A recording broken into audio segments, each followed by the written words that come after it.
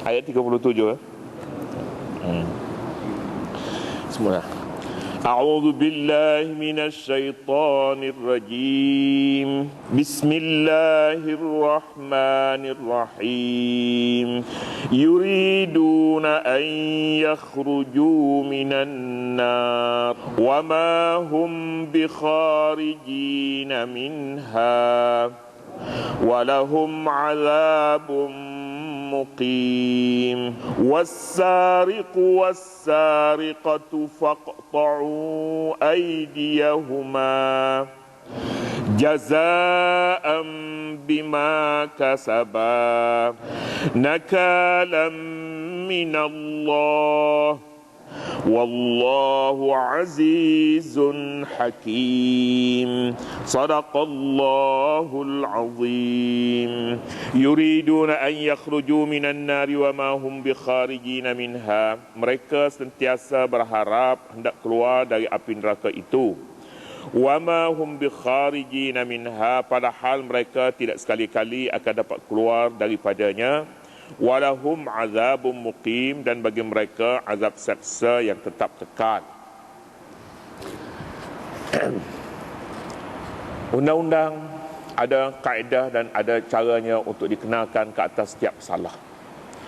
Kadang-kadang dia beri peluang untuk dia melarikan diri.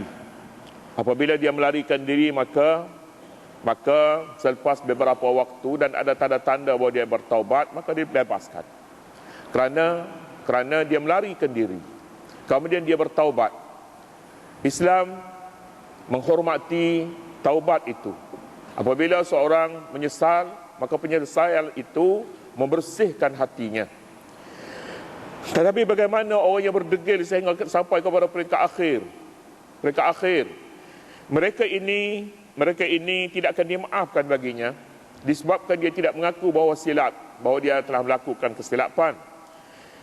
Akhirnya mereka ini pada hari akhirat akan dikenakan azab, dan azab yang dikenakan itu buat selama-lamanya. Ayat menyatakan perkara itu. Yuriduna an yakhruju minan nari, mereka sentiasa berharap hendak keluar daripada api neraka itu. Wa ma hum bikharijina minha, padahal mereka tidak sekali-kali akan dapat keluar daripadanya, kerana masanya bukan lagi masa bertaubat, masanya masa mengenakan hukum sepenuhnya.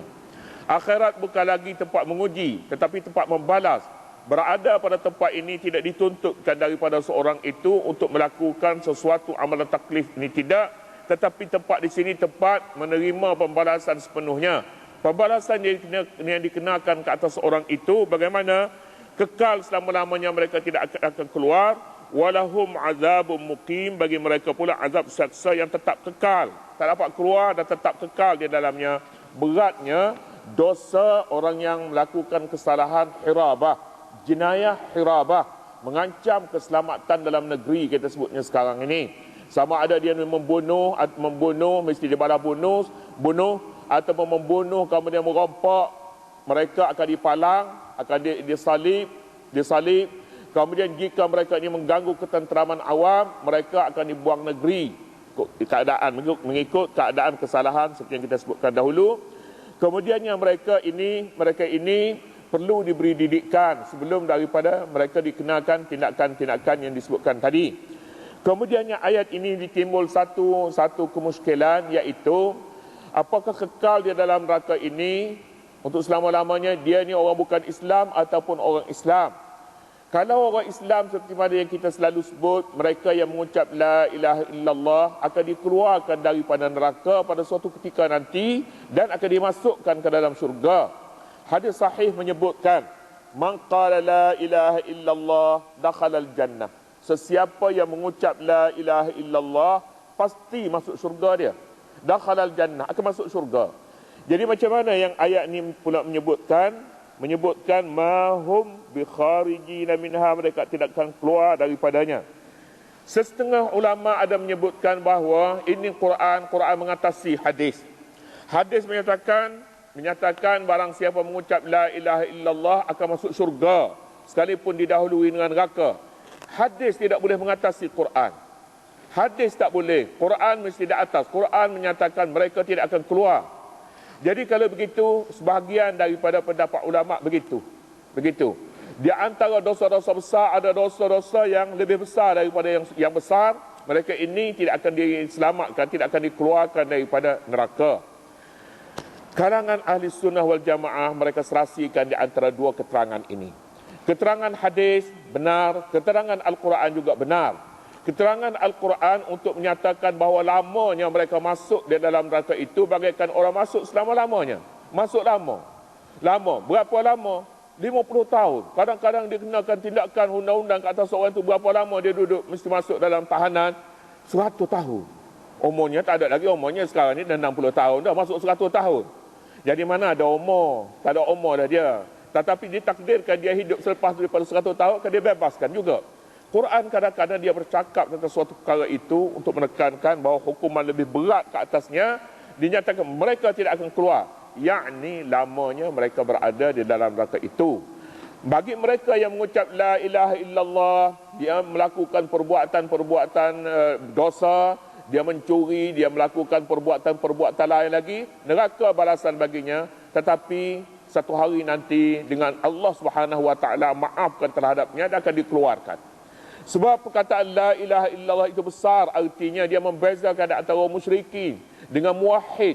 Muwahhid maknanya orang mengesahkan Allah. Yang lagi itu musyrikin, banyak Tuhan mana boleh disamakan. Musyrikin kekal di dalam neraka, tapi dia muwahhid, dia mengesahkan Allah Subhanahu wa taala. So ada tak semayang, itu perkara yang kedua. Perkara yang kedua, kalau tak semayang kalau dia masuk neraka begitu berat. Kerana dia melakukan dosa, itulah sebabnya dia masukkan ke neraka. Kalau tidak kerana itu, barangkali dia pun akan dimasukkan ke syurga. Dan ada peluang baginya untuk mendapat syafaat-syafaat lain lagi.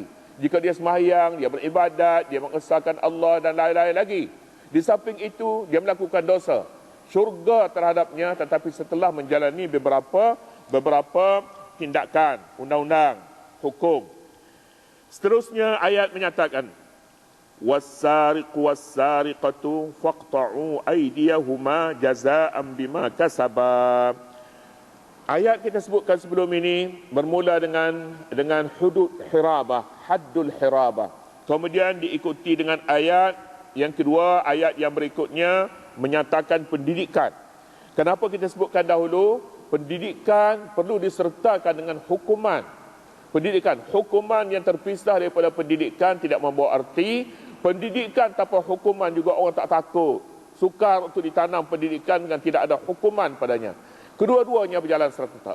Selepas daripada bercakap pasal pendidikan, iaitulah ittaqullah wabtaghu ilaihil wasilah wajahidu fi sabilih, masuk pula nak bercakap pasal undang-undang mencuri.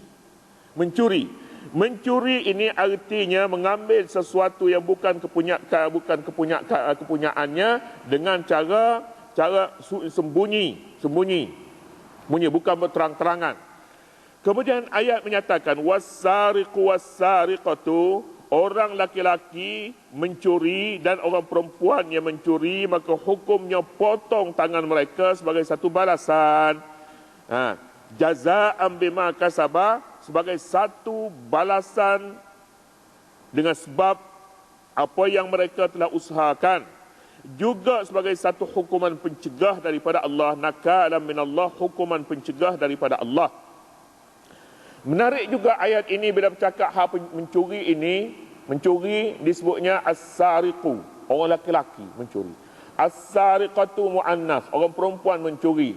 Dosa ini biasanya orang laki-laki yang buat kerja mencuri ini. Orang perempuan lambat sikit dia nak mencuri.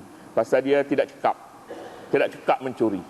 Mencuri dia tak cekap. Orang laki-laki cekap. Dia boleh mencuri dalam masa sekejap saja. Satu bakul emas dia boleh buat dalam masa 5 minit saja. Yang dalam pagar besi, dalam cermin, 5 minit saja dia boleh buat. Orang perempuan 5 minit itu dia masih duduk perhati baru. Kalau dia nak mencuri pun tak akan berjaya. Jadi oleh kerana itu hikmat Al-Quranul Karim meletakkan orang lelaki lebih awal, orang perempuan yang kedua. Lain pula dalam suratul Nur bila bercakap tentang zina az-zaniyatu, orang perempuan dulu. Wazani, az-zaniyatu wazani, orang lelaki perempuan berzina dan orang lelaki yang berzina, kedua-duanya. Az-zaniyatu wazani fajlidu kulla wahidin minhuma mi'ata jaldah. Sebablah setiap orang daripada kedua-duanya 100 kali sebatan. Mengapa di sana orang perempuan lebih awal? Kerana orang perempuan ni gayanya lebih menarik, lebih cepat menarik orang. Dia dulu mula, dia katakan, dengan pakaiannya, dengan make upnya, dengan gaya berjalan, dengan macam-macam lagi. Oleh kerana itu dia dulu. Ini Quran kata macam tu. Ada juga orang lelaki pun lebih awal, sama juga orang mencuri. Orang perempuan pun ada juga dia mencuri lebih awal, dia lebih cepat lagi. Tapi dia ada hak tambah sekali tu, dia X sekali lagi. Orang perempuan disebut dia punya kromosom apanya XX, apa yang laki-laki ni dia XY. Jadi kalau macam dia tambah sikitlah. Oleh kerana itu Al-Quranul Karim apabila dia meletakkan susunan perkataan itu, dia membawa arti yang lebih banyak. As-sariqu was-sariqatu faqta'u aydiyahuma. Faqta'u, potonglah tangan mereka berdua. Yakni setelah cukup syarat-syaratnya, potong tangan mereka. Tangan nak dipotong ni apabila cukup syarat mencuri, iaitulah pertama sekali akil baligh. Budak-budak mencuri tak potong tangan. Sebab apa? Dia tidak akil, tidak baligh lagi. Kemudiannya dia mencuri ini barang yang disimpan pada tempatnya. Tapi kalau simpan emas dalam kasut kat luar, orang nak curi kasut jumpa emas, barang tu tidak dipotong tangan sebab dicuri, sebab barang disimpan bukan pada tempatnya. Masing-masing mempunyai tempatnya. Wang ada tempat simpanannya, kambing biri-biri ada tempat simpanannya, motoka ada tempat simpanannya. Curi pada barang yang disimpan pada tempatnya. Yang kedua, yang ketiga pulanya harta yang dihormati. Curi harta yang dihormati, kereta, wang, emas, barang pakaian, ini harta yang dihormati. Curi arak, tidak dihormati arak ni. Curi arak, tak potong tangan. Berdosa soal lain. Berdosa tapi dosa tak sampai pada peringkat potong tangan. Dia curi alat permainan. Ya, alat permainan. Batang, kayu, golf. Alat permainan. Ya, alat permainan. Jangan bagi kena curi lah. Kena curi dia tak sama dengan curi kereta. Curi yang ni, kata alatul lahwin. Alat permainan. Tak potong tangan. Tapi mudah yang nak carinya, pergi cari dia padang golf, jumpalah siapa yang mencurinya, dia kena batang kayu dia. Yang keempat pula, harta ini cukup nisabnya. Nisabnya 1/4 dinar. 1/4 dinar. Manakala RM10, RM2.5.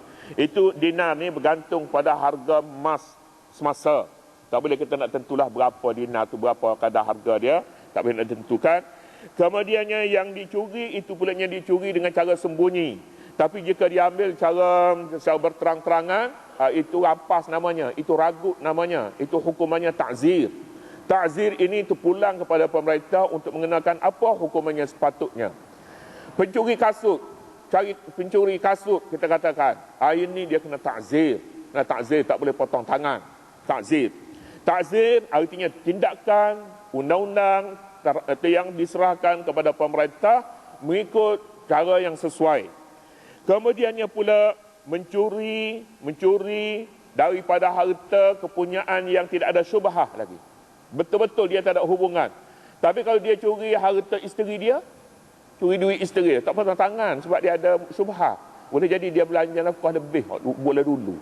Dia ambil balik, kata curi. Tidak, demikian juga sebaliknya. Suami isteri curi harta isteri, isteri curi harta suami, sama.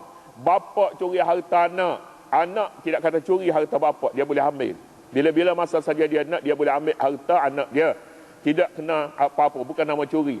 Anak ambil harta bapa, curi, tak kena potong tangan. Demikian juga curi harta Baitul Mal. Curi harta Baitul Mal dulu, bukan harta Baitul Mal sekarang. Baitul Mal sekarang lain. Dulu, boleh jadi dia orang yang cukup syarat tapi dia tak dapat bantuan. Oleh kerana itu maka dia bertindak mencurinya, tidak potong tangan. Tak potong tangan. Dia ambil, dia curi harta pejabat dia, boleh jadi tak potong tangan. Boleh jadi ada sebab-sebab tak potong tangan, tapi dia kena undang-undang lain, undang-undang ta'zir namanya. Islam membezakan di antara curi dengan bukan curi. Curi cukup syarat-syarat yang dikehendakinya. Kemudiannya curi ini pula bukan masa dia terpaksa. Misalnya musim kemarau, misalnya musim hujan, dia tidak dapat dia mencari makan, ini juga tidak dipotong tangannya. Susah sebenarnya nak potong tangan ni pun, cukup syaratnya terlalu banyak. Apabila seorang itu sabit hukuman mencuri, maka bermakna dia sengaja degil, maka dia pergi mencuri. Kalau tidak sebab-sebab itu, maka dia tidak mencuri. Tak ada sebab-sebab ini misalnya. Kemudiannya sabit mencuri ini dengan mengaku dua kali dia pergi mengaku. Saksi tak ada, tapi dia mengaku, boleh dipotong tangan. Kemudian yang kedua pula dengan ada saksi dua orang yang adil. Ada saksi, tak ada saksi tak perlu potong tangan juga. Tak ada saksi. Dia mana dah mencuri, mana dah tak ada saksi. Saksi itu macam-macam lagi lah. Ini dua cara yang memungkinkan tangan seorang pencuri itu boleh dipotong. Kemudiannya ayat ini menyatakan di sini, faqta'u aydiyahuma, potonglah tangan mereka berdua. Tangan ini mulai daripada hujung kuku sampai kepada ketiak. Itu maknanya tangan. Potong tak kat mana? Nak potong tangan panjang ni. Tangan daripada kuku sampai kepada ketiak. Itu namanya tangan. Ulama kita menyatakan, ulama Syafi'i dan jumhur menyatakan potong pada pergelangan tangan. Pergelangan tangan ini potong, sendi tangan, maknanya habislah. Itu maknanya tangan. Datang ni tak boleh. Lengan ini tak boleh potong. Ini lengan, bukan tangan. Mazhab Syiah menyatakan tangan ni dia kata daripada hujung kuku sampai kepada lengan, sampai kepada ketiak. Ambil sikit, potong sikit, sudahlah. Potong sikit. Namanya tangan juga katanya sendi jari. Potong pada sendi jari. Itu maknanya aydiyahuma. Aidi maknanya tangan. Jadi tangan ni jamak, dia menunjukkan jari, kata dia. Jari, potong jari. Nasib baik dia tak kata kuku. Potong kuku mujur. Potong tangan daripada sendi-sendi itu. Itulah katanya. Al-Quranul Karim menyebutkan perkara tangan ini secara umum begitu. Ulama mentafsirkannya begitu. Jadi saya rasa mazhab Syiah pun mempunyai alasan yang cukup kuat. Mengapa dia katanya sendi jari saja tidak sampai kepada pergelangan tangan? Kerana itu pun sudah cukup untuk dinama tangan katanya. Jadi dengan itu potong pada kawasan ini pun sudah cukup. 3 jari pun sudah cukup dah. Sebab 3 ni dipanggil jamak dah. ID dah. 3 jari potong. 3 jari pada sendinya saja. Pada sendi. Kemudian kali yang kedua pula, jika lagi sabit mencuri, maka kaki pula yang kena potong. Kaki. Tangan kiri, kaki kanan. Jika berulang pula, maka naik pula tangan. Jika berulang pula kali yang keempat, kaki pula. Jika lagi kena mencuri lagi, kurung. Tak boleh buat apa dah. Kata nak potong leher, tidak ada undang-undang padanya. Tak ada. Jadi itulah dia mengenai hukum mencuri. Kemudiannya ada lagi beberapa perkara yang berkaitan dengan ayat ini. Kita akan sambung berikutnya. Wallahu subhanahu wa ta'ala a'lam. A'udzubillahi minasyaitanir rajim. Bismillahirrahmanirrahim.